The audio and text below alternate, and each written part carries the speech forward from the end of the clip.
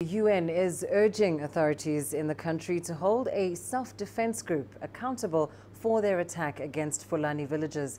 The assault left over 130 people dead, including 50 children. The first assessments speak for themselves. 1/3 of people killed are children. Half of the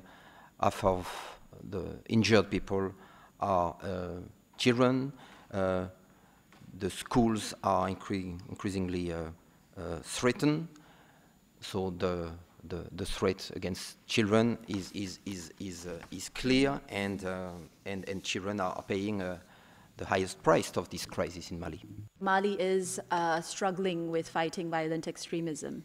And I understand that many of these communities, either they're using this as a pretext for intercommunal violence, or they are painting themselves as so-called self-defense groups, and they're taking the law into their own hands and getting rid of what they perceive to be the threat of violent extremism, which of course ends up meaning that many children are mercilessly killed, people's bodies are thrown into wells, people are burned alive in their homes.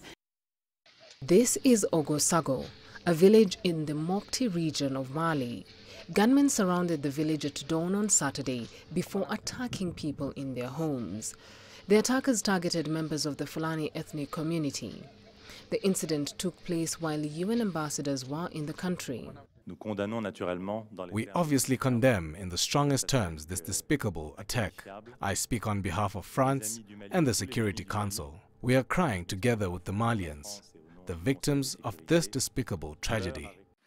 The United Nations mission in Mali says it stands ready to support the government in its efforts to calm the situation.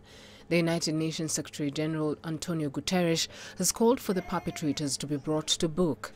Malian authorities want to redouble their efforts to bring back peace and stability. The team should be permanently mobilized. We are not in times of peace, we are in times of war. The violence is over land for grazing cattle.